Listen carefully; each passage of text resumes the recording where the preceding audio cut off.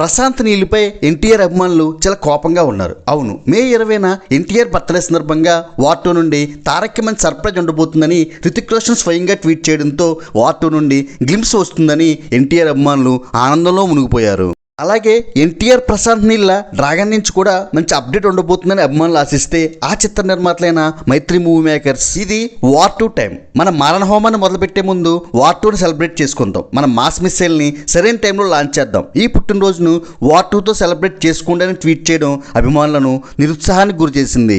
NTR birthday సందర్భంగా dragon నుంచి కూడా ఎన్టీఆర్ లుక్ గానీ అప్డేట్ గానీ వస్తుందని ఎక్స్పెక్ట్ చేసిన ఎన్టీఆర్ అభిమానులు దీంతో తీవ్ర నిరాశకు గురై డైరెక్టర్ ప్రశాంత్ నీల్పై ఆగ్రహం వ్యక్తం చేస్తున్నారు.